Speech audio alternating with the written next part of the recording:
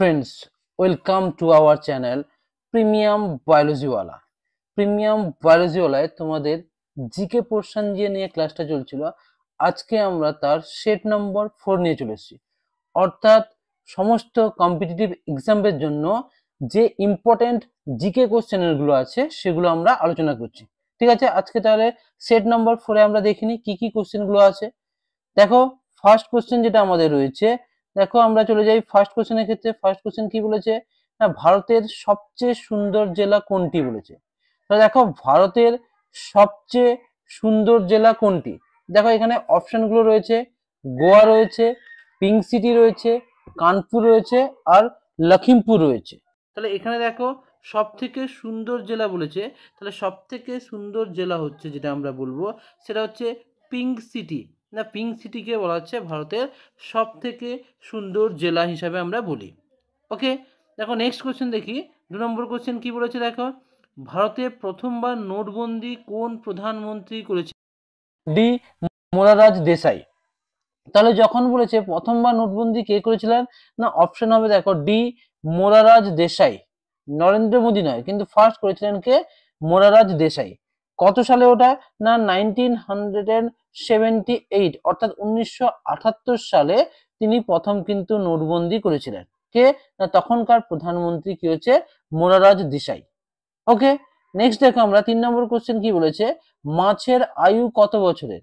Science GK থেকে একটা question রয়েছে, না মাছের আয়ু কত বছর হয়। সাধারণত মাছের আয়ুগুলো কত হয়, আমরা ধরে নিতে পারি 50 ইয়ার্স, অর্থাৎ 50 বছর হয়ে থাকে। সাধারণত একটা মাছের আয়ু কত, না 50 বছর।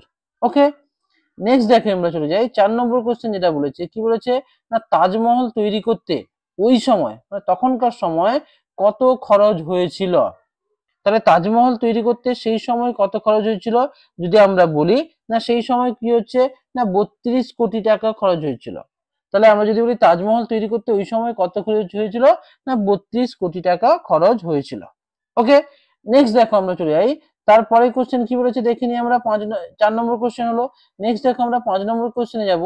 দেখো এটা হচ্ছে সায়েন্স থেকে এসছে, অর্থাৎ দহনের জন্য কোন গ্যাস প্রয়োজনীয়। দহন হচ্ছে দাহ্য বস্তুকে জ্বালাতে সাহায্য করে, তাহলে দহনের জন্য কোন গ্যাস প্রয়োজন।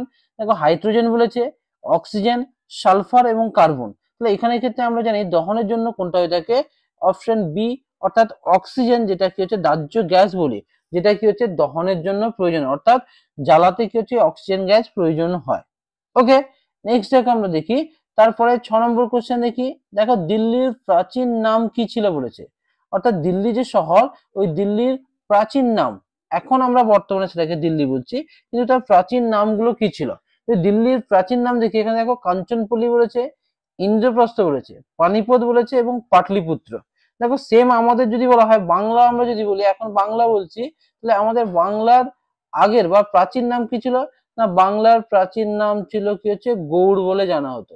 সেম দিল্লিকেও আগে একটা প্রাচীন নাম ছিল, তাহলে ওই দিল্লির প্রাচীন নাম কি ছিল, না দিল্লির প্রাচীন নাম হচ্ছে তোমার ইন্দ্রপ্রস্থ ছিল, অর্থাৎ ইন্দ্রপ্রস্থ থেকে পরবর্তীকালে তার নাম হয়েছে কি হচ্ছে দিল্লি বলে নাম হয়েছে।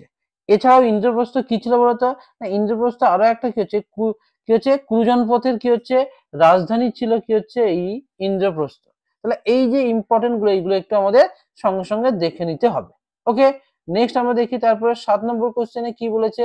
দেখো বলেছে কোন আরব সেনাপতি প্রথম ভারতীয় উপমহাদেশ আক্রমণ করেন। কোন আরব সেনাপতি বলেছে প্রথম ভারতীয় উপমহাদেশে আক্রমণ করেছেন। আরব সেনাপতি যখন বলেছে তখন আমাকে সব থেকে যদি হয় প্রথম কত, 712 খ্রিস্টাব্দে আমরা বলতে পারি। তাহলে সেই সময় কি হচ্ছে কে আক্রমণ করেছিল, না মোহাম্মদ বিন কাসিম, যিনি ছিলেন সেই আরব সেনাপতি, প্রথম ভারতীয় উপমহাদেশকে আক্রমণ করেছিলেন। তাই এই সালটা মনে রাখবে 712 খ্রিস্টাব্দে। ওকে, নেক্সট দেখো আমরা পরের কোশ্চেনে চলে যাই, কি বলেছে দেখো 8 নম্বর কোশ্চেন কি বলেছে, কোন প্রণালী দ্বারা ভারত ও শ্রীলঙ্কা বিচ্ছিন্ন রয়েছে। তাহলে দেখো ভারত ও শ্রীলঙ্কা বিচ্ছিন্ন রয়েছে বলেছে। তাহলে এইভাবে যদি আমরা ভারতের নিচের ম্যাপটা দেখি, এটা যদি ভারত হয়, এইখানে রয়েছে শ্রীলঙ্কা, তাহলে এই ভারত ও শ্রীলঙ্কা দ্বারা মাঝখানে একটা প্রণালী দ্বারা বিচ্ছিন্ন রয়েছে। সেই প্রণালীটার নাম কি বলা হয়েছে, না সেটা আমরা জানি যে পক প্রণালী, অর্থাৎ অপশন সি, এই মাঝখানে রয়েছে প্রণালী দ্বারা কি হচ্ছে ভারত এবং শ্রীলঙ্কা বিচ্ছিন্ন রয়েছে। ওকে, নেক্সট দেখো আমরা 9 নম্বর কোশ্চেন যাই। দেখো মানব দেহের কোন অঙ্গ ভারসাম্য বজায় রাখতে সাহায্য করে? দেখো মানব দেহের কোন অঙ্গ বলেছে, কি বলেছে না ভারসাম্য বজায় রাখতে সাহায্য করছে। তাহলে ভারসাম্য বজায় রাখতে সাহায্য করছে, দেখো বলছে হৃদয়, যকৃৎ, কর্ণ আর জিহ্বা। এখানে যে অপশনটা রয়েছে তার মধ্যে আমরা কোনটা বলবো, কর্ণ বলি। দেখো আমরা এমনিতেই অপশনগুলো আলাদাই থাকে, দেখবে ভারতের মানব দেহের ভারসাম্য রক্ষা করতে দেখবে আমরা বলি লঘু মস্তিষ্ক সাহায্য করে, তাহলে মস্তিষ্কের মধ্যে লঘু মস্তিষ্ক বা সেরিবেলাম বলা হয়। আর এর মধ্যে বলেছে কর্ণ, অর্থাৎ মানব দেহের কর্ণ, অন্তঃকর্ণের মধ্যেও বিভিন্ন ধরনের যন্ত্রগুলো থাকে যেগুলো ভারসাম্য রক্ষা করতে সাহায্য করে। তাহলে এখানে যে অপশন আছে সেই অনুযায়ী আমাদের কি হচ্ছে অ্যান্সারটা হবে কর্ণ হবে। ওকে, নেক্সট আমরা দেখি তারপরে কোশ্চেন কি বলেছে। দেখো 10 নম্বর কোশ্চেন বলেছে কেন্দ্রীয় মন্ত্রীদের মধ্যে ক্ষমতা বন্টন করে, অর্থাৎ কেন্দ্রীয় মন্ত্রীদের মধ্যে ক্ষমতা বন্টনের করে কে করে থাকে? প্রধানমন্ত্রী, না রাষ্ট্রপতি, না প্রধানমন্ত্রীর পরামর্শ অনুযায়ী রাষ্ট্রপতি, না প্রধানমন্ত্রীর পরামর্শ অনুযায়ী লোকসভার অধ্যক্ষ, কিনি করে থাকেন? অর্থাৎ এই কেন্দ্রীয় মন্ত্রীদের মধ্যে দপ্তর বন্টনটা কার দ্বারা নির্ধারিত হয়? দেখো প্রধানমন্ত্রী তো করেন, কিন্তু প্রধানমন্ত্রীর পরামর্শ অনুযায়ী রাষ্ট্রপতি কিন্তু নামগুলো ঘোষণা করে, অর্থাৎ অপশন সি হবে। অর্থাৎ প্রধানমন্ত্রীর পরামর্শ অনুযায়ী রাষ্ট্রপতি কি করে থাকেন, এই দপ্তরগুলো বন্টন করে থাকেন। ওকে, নেক্সট দেখো আমরা চলে যাই পরে কোশ্চেন। দেখো 11 নম্বর কোশ্চেন কি বলেছে, কোন রাজ্যের জনসংখ্যা বৃদ্ধির হার সর্বাধিক? দেখো কি বলেছে, জনসংখ্যা বৃদ্ধির হার সর্বাধিক বলেছে। দেখো কেরালা বলেছে, মেঘালয় বলেছে, নাগাল্যান্ড বলেছে আর মিজোরাম বলেছে। দেখো এই যে এখানে অপশনটা, এটা 2011 সালের আদমশুমারি অনুযায়ী বলেছে। 2011 সালের আদমশুমারি অনুযায়ী যখন হবে এই অপশনগুলোর মধ্যে জনসংখ্যা বৃদ্ধির হার তখন কি হচ্ছে বি অপশন, অর্থাৎ মেঘালয় কি হচ্ছে সর্বাধিক ছিল। এখন চেঞ্জ হচ্ছে, আর যদি সবচেয়ে কম তখন কি ছিল না নাগাল্যান্ড হচ্ছে সবচেয়ে কম। তাহলে কম হলে নাগাল্যান্ড আর সবথেকে বেশি হচ্ছে মেঘালয়। ওকে, কি বললাম 2011 সালের আদমশুমারি অনুযায়ী এটা হয়েছে। ওকে, নেক্সট দেখো আমরা 12 নম্বর কোশ্চেন বলছি, হরিয়ানার রাজ্য পশু কোনটি? তাহলে হরিয়ানা বলেছে, হরিয়ানার রাজ্য পশু কোনটা? দেখো আমরা পশ্চিমবঙ্গের ক্ষেত্রে বলি, পশ্চিমবঙ্গের কি হচ্ছে বনবিড়াল। এটা কি না ওয়েস্ট বেঙ্গলের কি হচ্ছে বা পশ্চিমবঙ্গের আমরা রাজ্য পশু যদি বলি বনবিড়াল বলি, কিন্তু এখানে বলেছে হরিয়ানা। তাহলে হরিয়ানার রাজ্য পশু কোনটা বলেছে, দেখো গৌড়, বনবিড়াল, চিতাবাঘ, কৃষ্ণসার। তাহলে হরিয়ানার রাজ্য পশু হচ্ছে কৃষ্ণসার। তাহলে কৃষ্ণসার কি একটা বলতো না, কৃষ্ণসার হচ্ছে একটা হরিণ, যেটা কোথাকার না হরিয়ানার রাজ্য পশু। ওকে, নেক্সট দেখো আমরা তারপরে কোশ্চেন চলে যাই। পরের কোশ্চেনে দেখো কি বলেছে, সিন্ধু সভ্যতা থেকে অর্থাৎ ইতিহাস থেকে একটা রয়েছে। দেখো সিন্ধু সভ্যতার কোথায় বিশালাকার স্নানাগার আবিষ্কৃত হয়েছে বা আবিষ্কৃত হয়েছিল? সিন্ধু সভ্যতায় বিশালাকার স্নানাগার কোথায় আবিষ্কৃত হয়েছে আমরা জানি না ডি অপশন কি হচ্ছে মহেঞ্জোদারো। আচ্ছা মহেঞ্জোদারো কত সালে হয়েছিল না 1922, 1922। তাহলে এর আগে কি হয়েছিল হরপ্পা, হরপ্পা কত সালে হয়েছিল 1921 সালে। ওকে, হরপ্পা কথার অর্থ যদি আমরা বলি কি বলবো না, হরপ্পা কথার অর্থ হচ্ছে পশুপতির খাদ্য আমরা বলতে পারি। আর মহেঞ্জোদারো কথার অর্থ কি না মৃতের স্তূপ। তাহলে মহেঞ্জোদারো কথার অর্থ হচ্ছে মৃতের স্তূপ, হরপ্পা কথার অর্থ হচ্ছে পশুপতির খাদ্য। হরপ্পা হয়েছিল কথা না 1921 সালে, মহেঞ্জোদারো হয়েছিল 1922 সালে। এছাড়াও এখান থেকে বিভিন্ন ধরনের কোশ্চেন গুলো আছে। দেখো এই যে কালীবঙ্গান বলেছে, তাহলে এই কালীবঙ্গানটা কোথায় রয়েছে না এটা রয়েছে গুজরাটের মধ্যে। ধলিভিরা কোথায় বা ধোলাভিরা যেটা রয়েছে সেটা কোথায় না এটাও কোথায়, সরি কালীবঙ্গানটা হচ্ছে তোমার রাজস্থানে। কালীবঙ্গানটা কোথায় না রাজস্থানে। ধোলাভিরাটা কোথায় না ধোলাভিরা হচ্ছে গুজরাটে। আর লোথালটা কোথায়, লোথালটা হচ্ছে গুজরাট। লোথাল এবং ধোলাভিরা গুজরাটের মধ্যে, কালীবঙ্গানটা হচ্ছে রাজস্থানের মধ্যে। ওকে, তাহলে এখান থেকে বিভিন্ন ধরনের এই ধরনের কোশ্চেন গুলো কিন্তু পড়ে থাকে। তোমরা বিভিন্ন সালের কোশ্চেন গুলো দেখবে, সেখান থেকে এই ধরনের কোশ্চেন গুলো তোমরা পেয়ে থাকবে। ওকে, নেক্সট দেখো পরবর্তী কোশ্চেন কি বলেছে, ইবন বতুতা। তাহলে ইবন বতুতা কি বলেছে, কোন সম্রাটের শাসনকালে ভারতে আসেন? তাহলে ইবন বতুতা কোন সম্রাটের শাসনকালে ভারতে এসেছিলেন? দেখো ইবন বতুতার ক্ষেত্রে যখন আমরা পড়বো, দেখো এখানে অপশন আছে আকবর, শের শাহ, মোহাম্মদ বিন তুগলক, আলাউদ্দিন খলজি। দেখো এই ইবন বতুতা এসেছিলেন কিন্তু মোহাম্মদ বিন তুগলকের শাসনকালে। ইবন বতুতা একটা লেখা গ্রন্থের নাম কি না কিতাবুল বেহেরা। এখানে আমরা বলতে পারি নামটা বলতে পারি কিতাব উল বেহেরা, ঠিক আছে, বেহেলা, কার না ইবন বতুতার লেখা, ঠিক আছে। আর যদি যে মোহাম্মদ বিন তুগলকের সব থেকে একটা ইম্পর্টেন্ট যদি ঘটনা বলা হয় তাকে কি বলবে বলতো, এখান থেকেও এই মোহাম্মদ বিন তুগলক থেকে অনেক কোশ্চেন আছে। যেমন তিনি কি করেছিলেন না দিল্লি থেকে তার রাজধানীকে স্থানান্তর করেছিলেন কোথায় না দেবগিরিতে, দিল্লি থেকে দেবগিরিতে তার রাজধানী স্থানান্তরের জন্য তিনি বিখ্যাত ছিলেন। একে আবার পাগলা রাজা হিসাবেও বলা হতো। ওকে, নেক্সট দেখো আমরা পরের কোশ্চেনে কি দেখি, নিচের কোন কর্ণাটক সঙ্গীতজ্ঞ অর্থাৎ প্রথম ভারতরত্ন পেয়েছিলেন, দেখো কোন কর্ণাটকের সঙ্গীতজ্ঞ তিনি কি করেছিলেন প্রথম ভারতরত্ন পেয়েছিলেন। এটা যদি বলা হয় এখানে দেখো অপশন গুলো কি বলেছে না Tyagaraja, M S Subbulakshmi, M S Subhalakshmi, Shyama Shastri আর হচ্ছে কে জে ইসুদাস। তাহলে এখানে দেখো যার অপশনটা কি হচ্ছে বি এম এস শুভলক্ষ্মী হবে, অর্থাৎ তিনি কর্ণাটকের ফার্স্ট তিনি ভারতরত্ন পেয়েছিলেন কিসে সঙ্গীতজ্ঞের উপরে। দেখো এখানে যদি আমরা বলি ফার্স্ট বা ভারতরত্ন যখন প্রথম দেওয়া হয়েছিল কত না 1954 সালে, সেই সময় কতজনকে দেওয়া হয়েছিল 3 জনকে কিন্তু দেওয়া হয়েছিল। তারপরে দেখবে 2019-এ আবার সেই আমরা যদি বলি 3 জনকে পেয়েছিল। এইভাবে এখান থেকে বিভিন্ন ইম্পর্টেন্ট কোশ্চেন গুলো কিন্তু আসে, ঠিক আছে, এগুলো একটু দেখে রাখবে। নেক্সট দেখো আমরা পরবর্তী কোশ্চেন চলে যাই। দেখো ভারতের সংবিধান অর্থাৎ পলিটি থেকে একটা দিয়েছে, ভারতীয় সংবিধানের কোন অনুচ্ছেদে প্রতিটি রাজ্যের জন্য একজন রাজ্যপালের বিধান রয়েছে। তাহলে বলছে ভারতীয় সংবিধানের কোন অনুচ্ছেদের প্রতিটি রাজ্যের জন্য একজন করে কি রয়েছে রাজ্যপালের বিধান রয়েছে।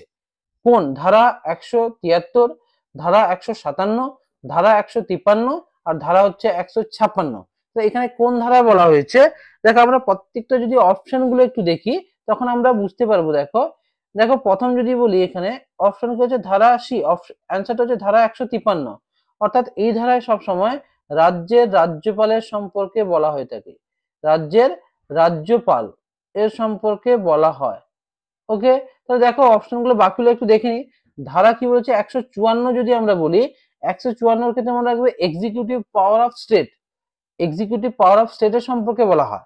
155 যদি বলে তাহলে রাজ্যপালের টেনিউর সম্পর্কে বলা হয়, আর 159 বললে আমরা তার ওথ সম্পর্কে বলে থাকি, ঠিক আছে। এই যে বিভিন্ন ধারাগুলো একটু দেখে নেওয়া ভালো, এখান থেকে অনেক সময় কোশ্চেন গুলো দেয়।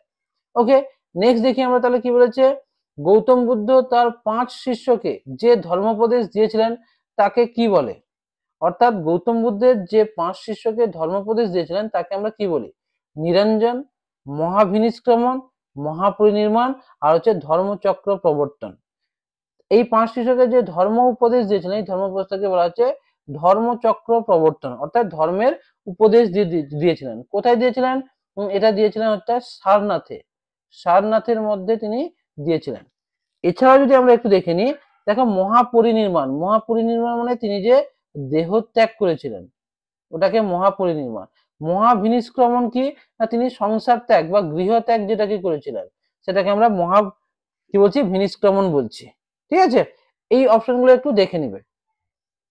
নেক্সট দেখো পরবর্তী কোশ্চেন বলেছে 18 দাগে বলেছে দেখো এ সুইটেবল বয়, এই যে উপন্যাস এই উপন্যাসের রচয়িতা কে, এ সুইটেবল বয় এই উপন্যাসের রচনা দেখো কিরণ দেশাই, বিক্রম সেঠ, চেতন ভাগত আর হচ্ছে অনিতা দেশাই।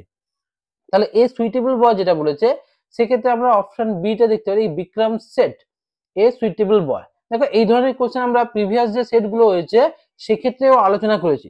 তোমরা যারা যারা এই প্রিভিয়াস সেট গুলো দেখোনি তোমরা আমাদের চ্যানেলের প্লে লিস্টে গিয়েও দেখতে পারো, অথবা আমাদের ডিসক্রিপশনে কি হচ্ছে লিঙ্ক গুলো দেওয়া আছে সেখানে গিয়ে তোমরা দেখতে পারো, ঠিক আছে। পরের কোশ্চেনে চলে যাই। 2011 সালের আদমশুমারি অনুসারে ভারতে মহিলা সাক্ষরতার হার আনুমানিক কত শতাংশ। দেখো এখানে অপশন দিয়েছে মহিলার সাক্ষরতার হার বলেছে, যদি আমরা বলি এমনি পুরুষের ক্ষেত্রে বলা হয়েছিল তাহলে কত বলতে পারি না, পুরুষের ক্ষেত্রে যদি বলা হয় 82.14%, আর যদি ওভারঅল শিক্ষিতের হার বলি আমরা 74.04%, আর এখানে যেহেতু মহিলার সাক্ষরতার হার বলেছে মহিলার সাক্ষরতা হচ্ছে 65.46%, অর্থাৎ শতকরা 65.46%। ওকে, নেক্সট চলে যাই আমরা আজকের লাস্ট কোশ্চেন যেটা কি বলেছে ভারতের জাতীয় পতাকা কবে গণপরিষদ দ্বারা গৃহীত হয়? তাহলে জাতীয় পতাকা যেটা আমাদের বলেছে, সেই পতাকা কবে গণপরিষদ দ্বারা গৃহীত হয়েছিল? 22শে জুলাই 1947, 22শে আগস্ট 1947, 22শে জানুয়ারি 1948, আর বলেছে 22শে আগস্ট 1947। আচ্ছা, দুটো অপশন একই হয়ে গেছে, এটা 22শে অক্টোবর হবে, 22শে অক্টোবর 1947। তাহলে কোন অপশনটা হবে?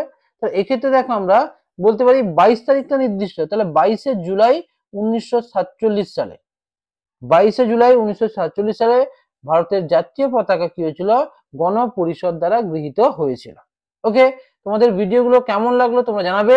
যদি ভিডিওগুলো ভালো লাগে তাহলে তোমরা ভিডিওটাকে লাইক করবে এবং তোমার বন্ধুদের মধ্যে শেয়ার করে দিবে। ঠিক আছে, আবার আমরা নেক্সট দিন সন্ধ্যা 7টায় আবার নতুন কিছু ইম্পর্টেন্ট কোশ্চেনগুলো নিয়ে আসবো।